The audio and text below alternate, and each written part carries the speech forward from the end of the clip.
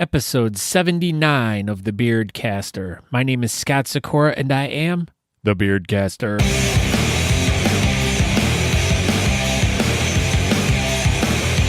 Welcome to a podcast all about beards, mustaches, and the bearded culture with all the fun stuff that goes along with it.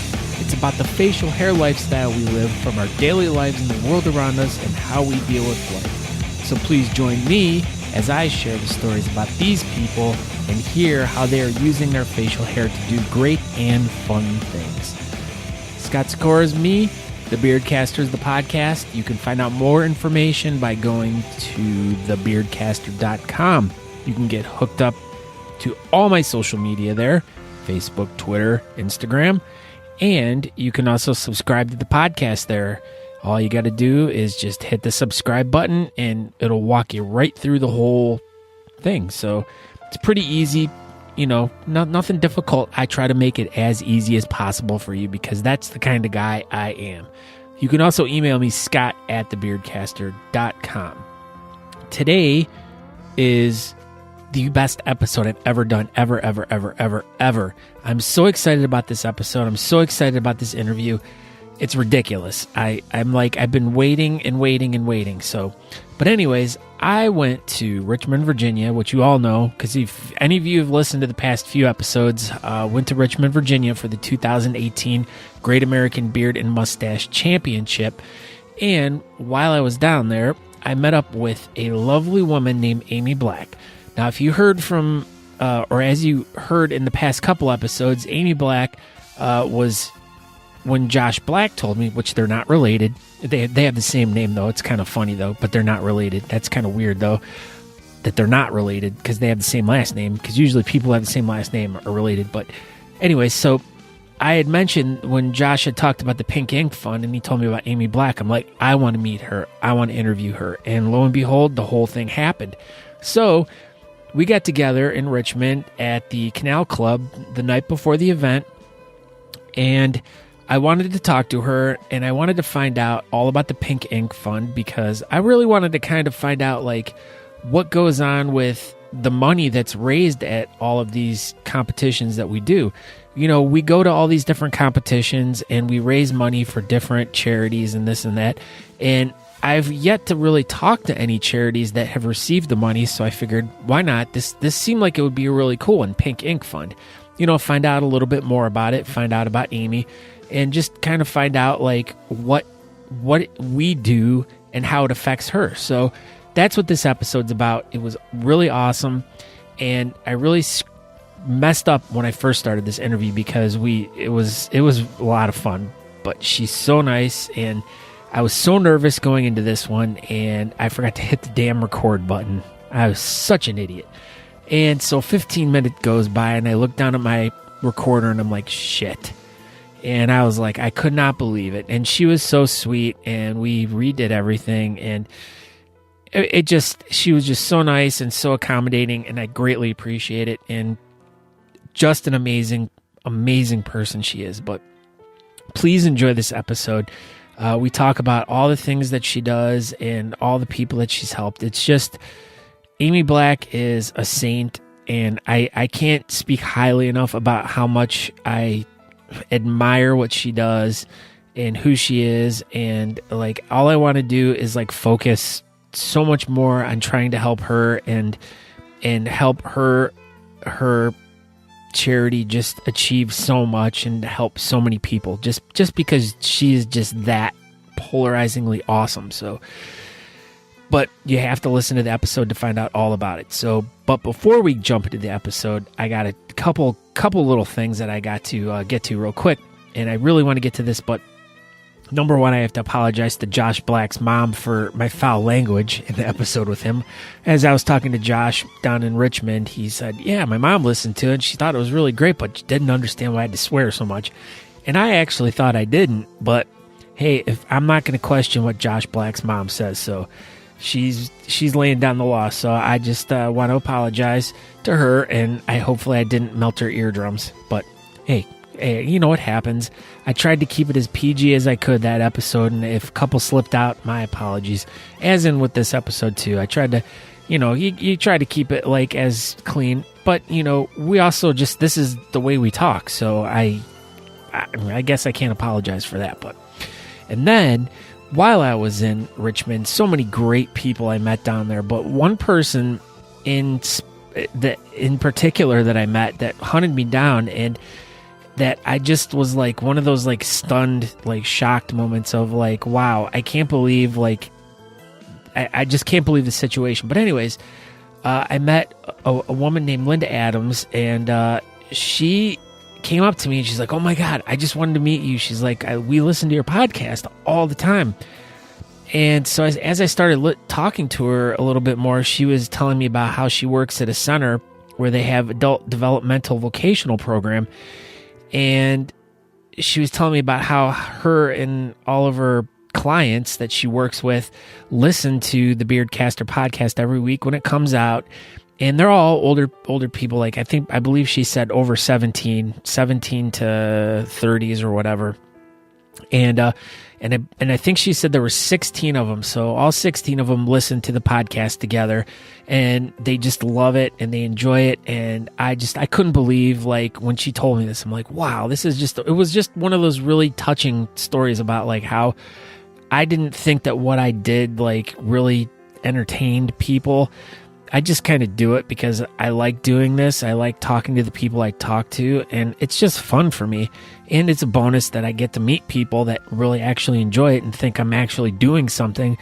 And I guess I just appreciate it. So I ended up giving her a handful of buttons, and I said, make sure you give them to everyone that you're with, and just to show my appreciation and everything. So she sent me a picture with everyone in their buttons, and it was just one of those really touching moments that I never expected that would have ever happened, that, I was touching that many people, or not even that, but I think they are just more entertained by the show, which that is part of my plan, is to be an entertaining show, but I also want to inform people. And that's another big thing about this specific episode, is that, what Amy Black does is so important, and it helps so many women out. And this being Breast Cancer Awareness Month, it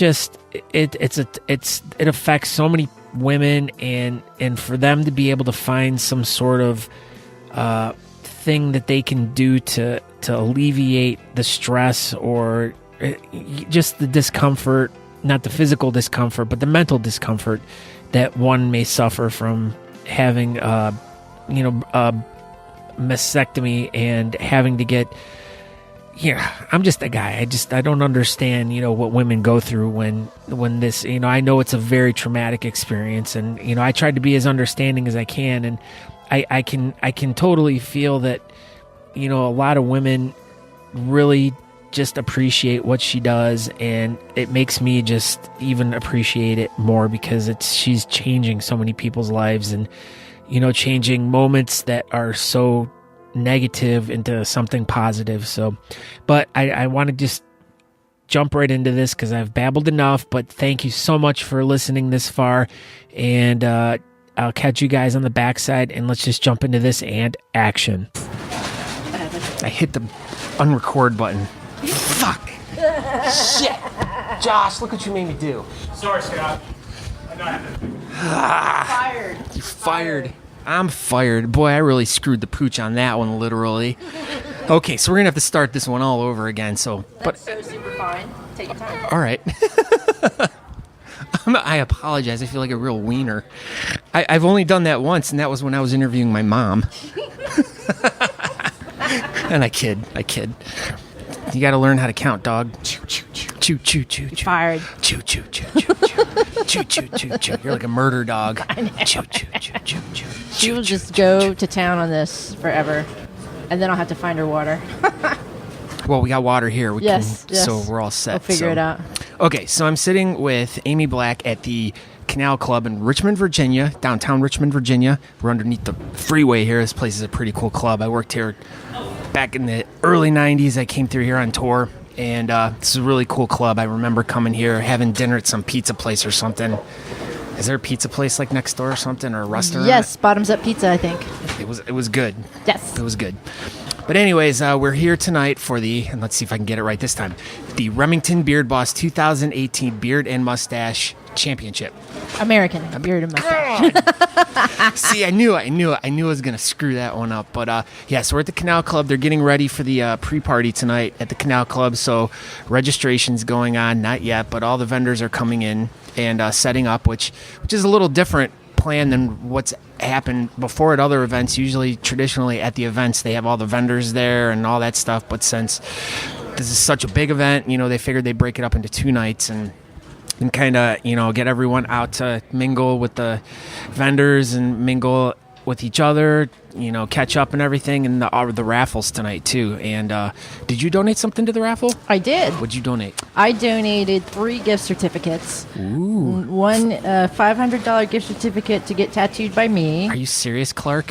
Hey, man. Yes, Wow. Lois. I might have to enter for that one and come back and get some tattooing from you. That'd be awesome. I also did 2 certificates where you were actually donating credit to one of my breast cancer clients. Oh, very. So you're bidding on gifting one client a $600 gift certificate, and then you're also bidding on giving another client a $360 gift certificate towards their mastectomy tattooing. Oh, that's awesome. Yeah. That's really cool. So, but this is gonna come out after the event. So, by that point, I'll let everyone know how everything turned out and stuff like that. But as I interviewed Josh Black a couple weeks ago talking about this event and everything, I specifically said to him, I said, there's only one person that I want to talk to and interview when I get there. Well, I do take that back. There are 2 people, but you were the number one. I'm like, I got to interview Amy Black. I'm like, she sounds awesome. I have a friend who does very similar tattooing to what you do up in Cleveland, and I've spent many hours like hearing his stories about it and how he got involved, and I just am totally amazed with it, and I'm just amazed at like the skill level of a tattoo artist you need to be to pull it off as well as you do. So that just is a good testament to the amount of time and effort and just natural ability you have, which is quite amazing. So you originally, like you had said earlier in our interview that did not get recorded, which I can just summarize real quick, but you moved around a lot when you were younger. And you ended up in Columbus, Ohio, where you went to art school. And from Columbus, you moved to Richmond. Now, what brought you to Richmond, Virginia? What was the selling point, the desire to come here? Well, it was probably one of the few places I had a couple of friends outside of Ohio, so that really helped. But the low cost of living helped a lot too. I could see moving here and just finding a coffee shop job like I'd been doing in Columbus, and just figuring out what I was going to do from there. The art scene was really lively. The music scene was super awesome, and the tattoo scene was great. And I'd always wanted to live closer to the coasts, but I wasn't ready to move to a place like D.C. or anything like that. So it was really a perfect place to get out of Ohio and try something new. Yeah, and Richmond, Virginia is pretty trashy too. So why would you want to move there? I was throwing a hand grenade over to Josh Black there, Josh Kim. But okay, so yeah, like we were saying too, back in the mid 90s or late 90s, like even in the area where we lived around Cleveland, if you wanted to go get a tattoo, there was barely any tattoo shops, maybe 1 or 2 on each side of town, and you were kind of like stuck with whoever you got and their skill level. So there was a lot of bad tattoos given in the mid 90s in the Cleveland area, and but as the popularity and acceptance has grown, like as of right now, there might be about over 100 different places in the area, and there's so many great artists now, and a lot of them have come from nothing, and we're never planning on being tattooists, and we're just excellent artists and just kind of fell into the tattooing scene. Now, when you came to Richmond, like what exactly were you doing, and then how did that lead into you becoming a tattooist? I wasn't, or a tattooer. Sure, it's fine. Either What one's is fine. the technical name? It doesn't. Either one works, really. Okay. Tattoo artist. A tattoo artist. Artiste. Artista. It's like a peddler of tattoo ink. Yes. Mm-hmm. I wasn't really doing anything other than working and just trying to get a change of pace after being in Ohio for most of my life. It was nice to get somewhere else and meet new people and just be exposed to new things.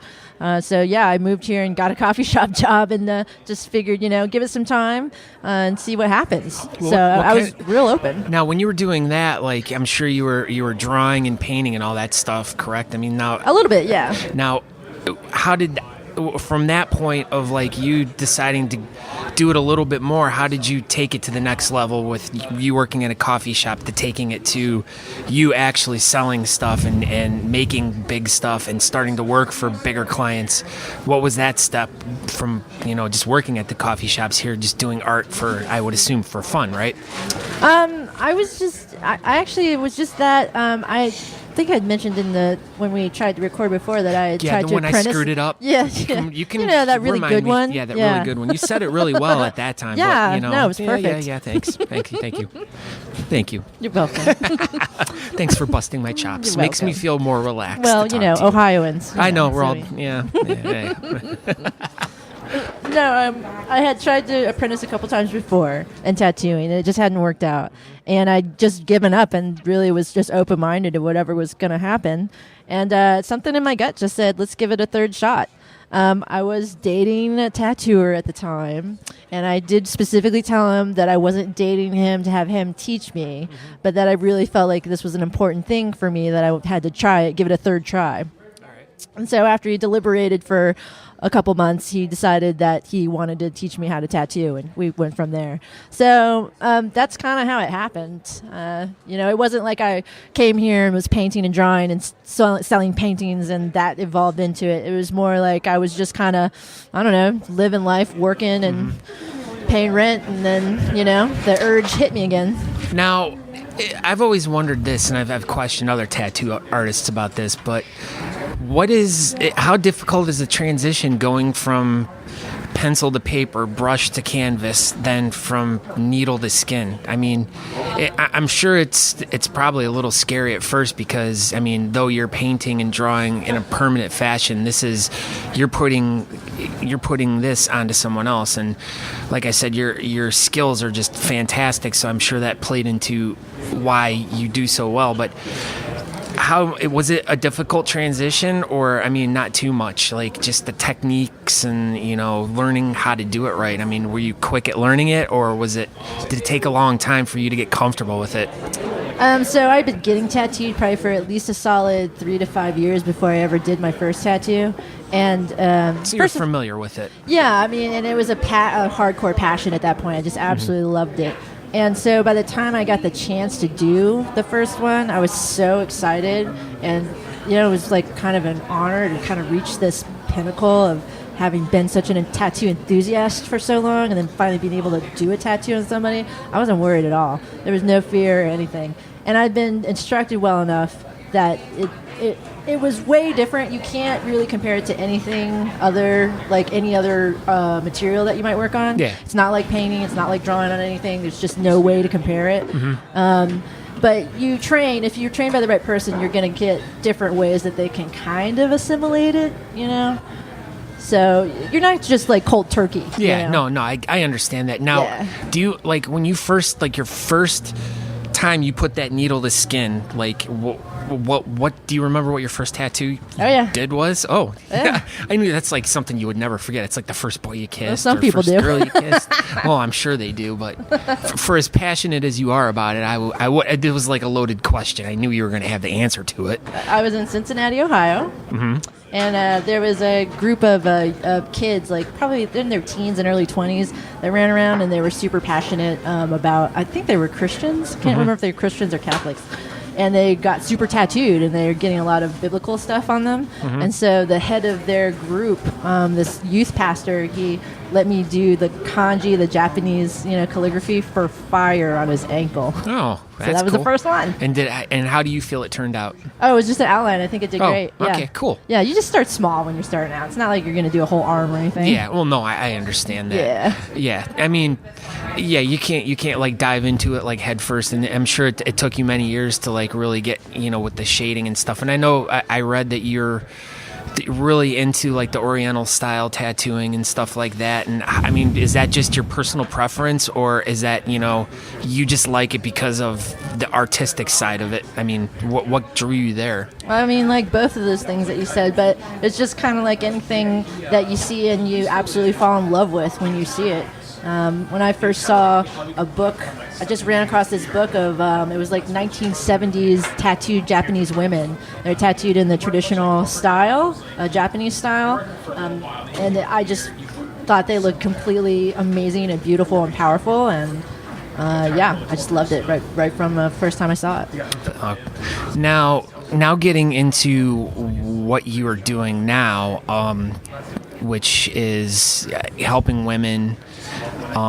You're tattooing nipples, like the realistic nipples on women who've had mastectomies. How do you transition from like going from though it is an artistic tattoo, how do you go from this to that? Like, from regular tattooing into the nipple tattooing? Yeah, like what's the story on how you got there? I was cold called, approached by a breast cancer survivor in 2010.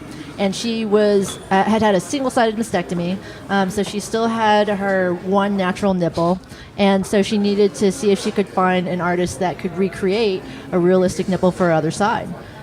So she started calling shops around Richmond, hoping she could find a woman.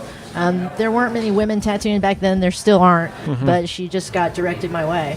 And by the time she emailed me, I'd been tattooing for 10 years. I already had the history from art college of studying anatomy. Not just the drawing aspect, but the fine art oil painting aspect, studying the masters, flesh tones and realism and things like that. Yeah. So I already had the background, the visual background of how to create the look of a flesh tone and a realistic human nipple, and I already knew how to use my pigments and stuff too at that point, from having 10 years experience. So it all just came together, and I seriously thought it'd be the only one that I ever did. Yeah, because I'm sure once you did one and then the word kind of got out, then, and especially being women, they're sensitive with their bodies, and then you make them feel more comfortable because you're a woman and you're not like looking at them in a judgmental way like a man would when he was tattooing. But now, not all men are. I know that. I know that. But it's the comfortability of the woman. It's there is a comfort level. It's just like you said that she was looking for a woman that would be able to tattoo her. It's why would I expect that she would be looking for a man to do it? Like, I mean. But, so now how does this lead to you starting the Pink Ink Fund? Now, when you started doing this and you felt like you found a way to help women kind of deal with a tragic situation in their life and make them feel as normal as you possibly could, what caused you to start the Pink Ink Fund? What was the catalyst and how did you start it? It really was just a thought that just literally popped into my head while I was tattooing that first survivor. I, coming from more of a little bit of a punk rock background, I didn't have health insurance back then, and most of my friends didn't have it, and you just kind of crossed your fingers and hoped you never got sick. When you're living a hardcore life like that, it's tough, to stay healthy. Yeah, so I kind of just figured, I was like, there's got to be other women in my position who, if they wanted somebody else to tattoo them other than the surgeon, then they wouldn't be able to afford it. So wait, surgeons were doing it? Oh yeah, surgeons are trained to do it as part of their breast reconstruction training. Whoa. So they if you could see the look on my face right now, I'm kind of shocked at this. It was kind of horror, maybe mixed with shock. I couldn't tell. Maybe, wow. I'm not sure. Or confusion. I never knew that. Yeah. Yep. Wow. And some of them are actually pretty good. There was a couple of surgeons that I work with now that they could do it, and I saw their work and I thought it looked great. But at the end of the day, they're the ones dealing with human tissue, with like a human life, and trying to sculpt something out of something that wasn't meant to be a breast. Yeah. So let them focus on that, and then if they are happy to send people to a tattooer for the tattoo part, a lot of them are more than happy to do that. Well, and come to think of it, don't you have a couple pictures on your website of ones that you touched up that were done by a doctor? Yes. So, and at the end of the day, sometimes people get tattooed by a medical assistant or the surgeon, and they're totally happy with it, and that's all that matters. Yeah. It's whatever makes them feel comfortable and normal, I guess, right? Yeah, exactly. Yeah. You don't have to go to a tattoo artist to get your nipple tattoos if you don't want to.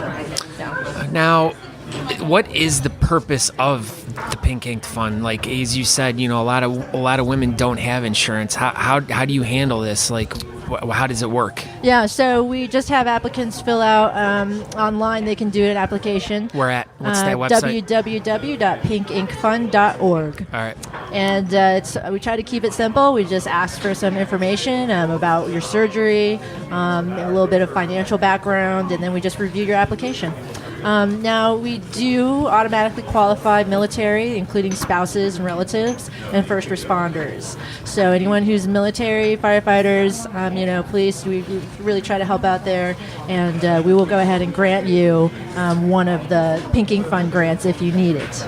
Now, where do you get most of your funding from? Do you get any type of, because it's medical or whatever, or considered medical, do you get any kind of government funding? Oh, no. Okay, I know. I was asking a loaded question. Yeah, no. I knew the answer was probably no to that, but no. I thought I would ask it anyways. There's a little trick there. So if you get tattooed by a medical provider for breast cancer purposes, then if the doctor did it or the assistant did it, then it's covered. Then the most insurance companies will fully cover it. If you go to someone like me, I'm considered out of network. I'm not a medical professional. So what happens then, it changes from insurance company to company, and even depending on the coverage you might have with that specific company, of if they'll reimburse or not. And sometimes they'll reimburse full, sometimes partial.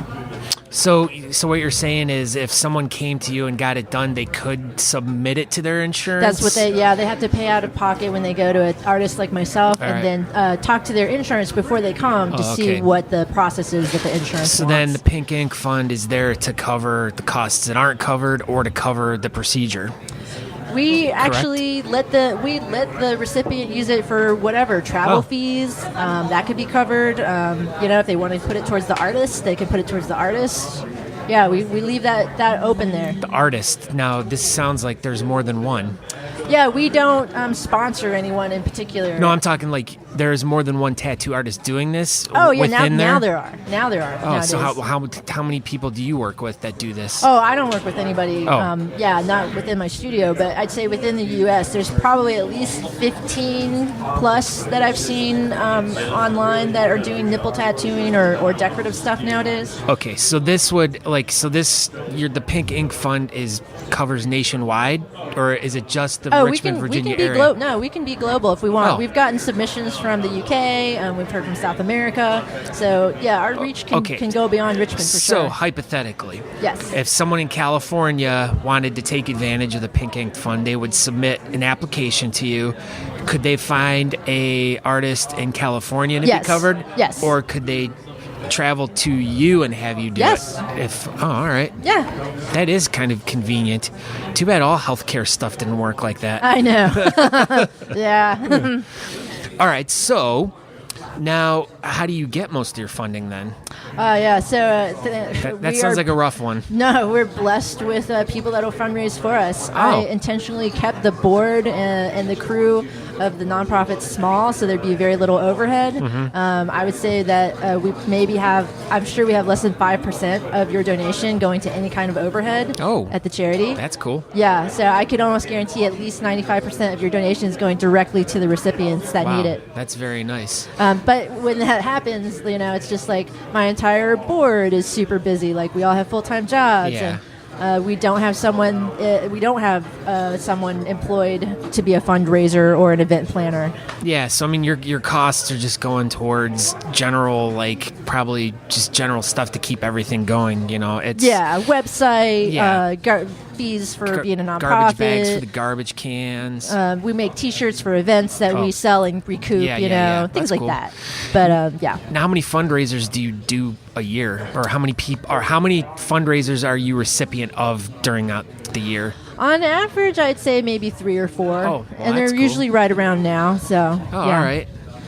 So, how did you end up getting involved with the RVA Beard League? That's the $20 question here. They reached out to me. Really? I'd kind of known them sort of, just in passing throughout the years. Yeah. And I think it was last year was the big year where they contacted me and said, we'd like you to be the recipient of our upcoming fundraiser. And I was like, thank you, Now, Yes. Quinn comes in with the dog. She needs to get down. She needs to get down. I think she needs to get down. Okay, Feel like we taking can. her? Thank you. Oh, You're doing. Oops, Don't pull on things. No, Yeah, we I don't- will never pull on anything. We're gonna pull on Patrick Quinn's That will never happen chops. again. I know, And just I know. loop it through the top. Yeah. Oh, you just made his day to walk the dog. No, well, this is actually this is how he takes my dog away forever. Oh, he slowly, This is how he I'm your tricks new master. me into going, oh, she has to go to the bathroom. That's Chop guys, though. That's how they try to make you think they're all cool and everything. she's so funny watching her run around. She's a little pig. Oh, jeez. Hence where they got the name Frenchies. Yeah.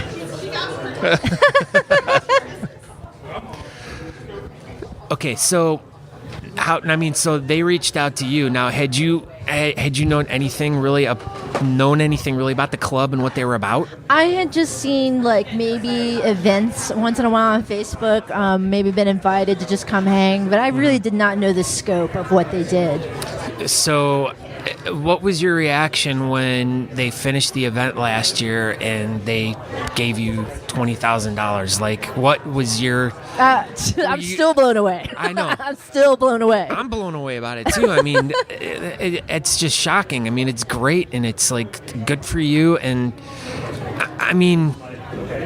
I could only imagine, for a person like you that really didn't know anything about, the beard stuff and the contests and, raising money, assuming that, it wasn't really anything significant, and then that happens. That had to be just...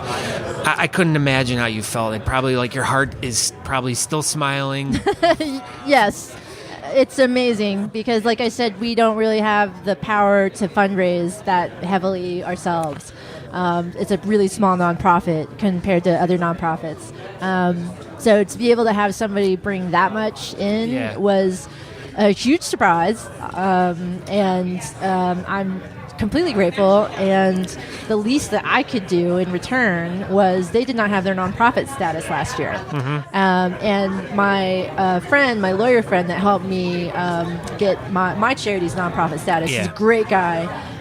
He's already a lawyer. He has 2 kids. He's busy, but he still helps other people when he can. Yeah. And I hooked them up. And so they finally got their nonprofit status 3 months ago this year. That's awesome. And I'm so happy for them because very few groups of people have I run into that are so passionate, so well organized in a volunteer effort to raise money for charities. I'm so impressed.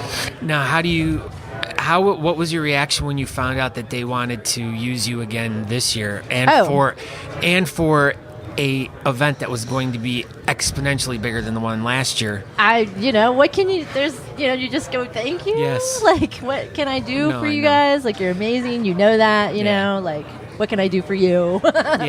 Just tell me. That's so nice. I talk to a lot of different clubs all over the country, and I personally, in my history of organizing events and trying to find different charities to work for, I've had the worst luck. And you're talking I'm talking national charities that they're just such a pain in the ass to work for. They're extremely ungrateful. They're extremely uncooperative. And you hand a check over to them for $5,000 or $6,000, and they're like, thanks. And then it's like, they don't help. They don't show up at the events, and it's like so disheartening. And it's to find someone like you who has become really involved now. Like, you're like the needle in the haystack of all the charities that every club that I know of that's worked for. Oh, like, that's shocking to me. That's sad. But I mean, I get it. I get it. Yeah, Like, I mean, everyone tries to work with some major local charity, and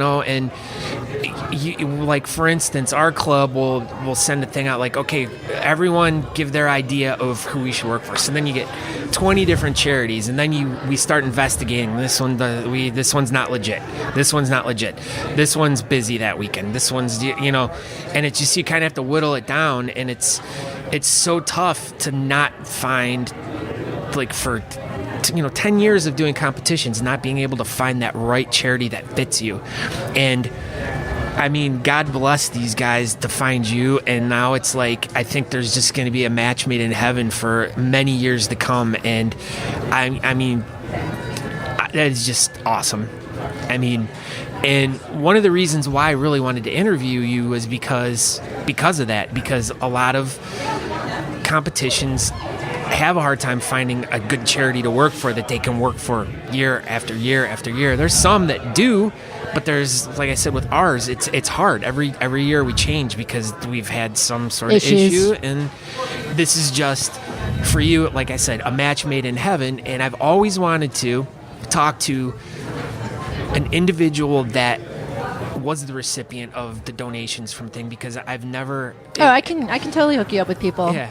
There's a woman coming tomorrow, I think, that she's going to be doing a short speech at the main competition. Oh, okay. So if you're going to be there. Yeah. But I'm very lucky. A lot of the clients that work for me, they are more than happy to speak to other people, because I do get hit up by media, and I'm just like, hey, guys, do you want to talk to these people? Oh, the baby's back. The baby's baby's back. What's wrong, honey? Okay. No, she actually would be totally fine. Hey. Yeah. You want me to take her?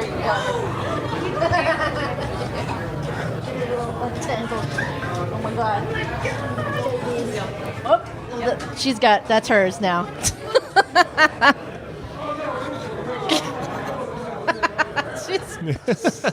She's ridiculous. She's totally ridiculous. Crazy. She's the spazzes right now. Oh my God, the puppy spaz is real with her. So hardcore. Here, give it. Whoop. There you go. No, that would be really cool. But like I said, I've tried to reach out to like charities that we've worked for in the past, that after we've given back the donation, I'd like to interview you and talk to you about your involvement with us. Yeah. And I can't get it to happen. Huh. And it's like, and I deal with who I deal with, but to actually be out of town and to set up an interview with you, to hear someone who's had successful a relationship with the RVA Beard League, and to have such success for what they've done for you, that's why I wanted to talk to you, because I wanted to hear from the person that we're all doing these for. You have all these people coming in from all over the country, and to get them to know you even more, it makes us all feel like good about it, because it's like, most of the time it's like, oh yeah, we're doing it for this dog shelter, and it's like, all right, well, you don't really know. And we have the Remington Beard Boss team that's traveling from up north, and they're stopping at all these different humane societies on their way, petting the dogs, licking the cats, doing cleaning litter boxes. I think that's what MJ was doing. But they're stopping along the way, visiting all these other places that the money that this event's going to go towards too, the National Humane Society. So, not only are you benefiting from it, but all the puppies and kitties out there that can't find homes are going to get a little bit more help too, which is nice. So, but what has been your take on beards in general? Like, for all the years, I mean, because usually beards and tattoos kind of go together. A lot of guys with tattoos have beards, at least the guys in the clubs that I know. But what has always been your thought on guys and beards? And what do you think about the whole trend? And what do you think about these guys that are here who have these super beards and crazy beards? What's your whole thoughts on that? Well, I was a child of the 80s. We'll just go quickly here. And Me too. Yay. So, back in the 80s, it was clean cut. I don't really think mustaches had gone Just by. on The Tom 70s Selleck. were over. You're right, Tom Selleck. I can't really think of a lot of other facial hair, though, right? Yeah, no, just mustaches. Maybe. A beard? No, he did a beard, I think, on Friends when he was on Friends, maybe? Or did he just have a mustache or nothing? I don't know. remember. I don't even remember. But yeah, so it was like no face hair pretty much. So like the 90s was maybe a 5 o'clock shadow, I guess. Well, and then I can probably predict where you're going to go with this. If you're in the music scene and going to see concerts and bands, those were the guys that had them. Yeah, I mean, occasionally. I was doing a lot of metal and punk and hardcore and just alternative stuff. But even then, I think a lot of those dudes were clean cut, honestly, if I think about it. Even Slayer, maybe, with Carrie King is and Anthrax, maybe with the goatee. Or Pantera, those yeah, were the bands. Yeah, you're right. Those are all the bands that influenced me, too. That's why I have a goatee. So I had limited exposure to them growing up. Yeah. And if I did, I think it was mostly in bands, music bands. Yeah. So then to see it kind of start to flourish, I'd say in like the early 2000s, I was like really thinking it was just a fad, you know, and that it would probably pass. But now it obviously isn't. Mm-hmm. And after being exposed to this particular kind of passion and culture for the beard and mustache thing, it's obviously a great thing. Yeah. I had no idea that you could have so many styles, so many approaches, so much creativity, whether it's natural or even the ladies making their own, facial beard and mustache creations. Yeah. It's awesome. Have you ever thought about doing that?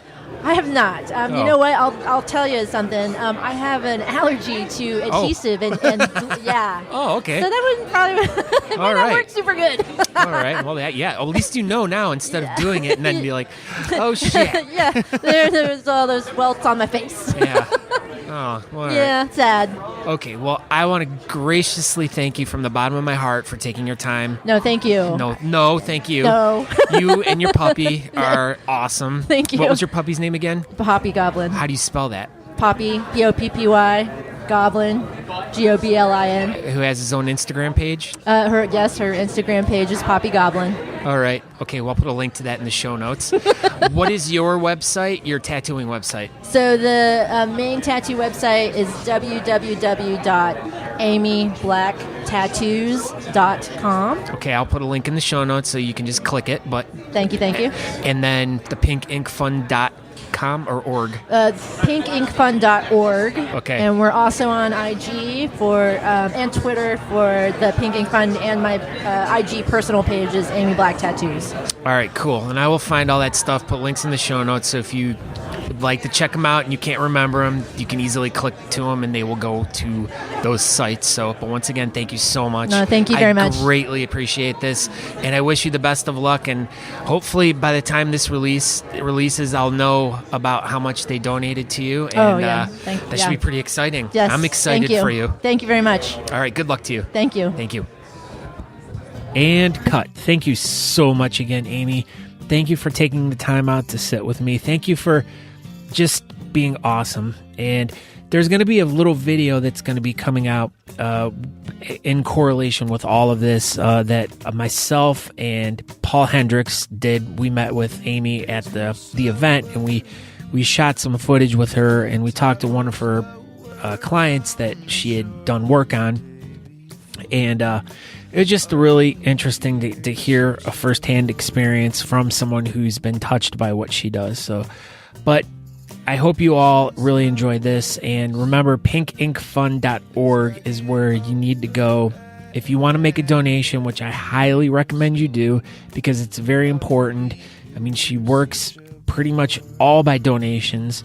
So it's what keeps it going, and it helps so many people, so many women just get help from this. So make sure you check out pinkinkfun.org, and that's all I can say. So if you want to know any more information about myself and the podcast, go to thebeardcaster.com.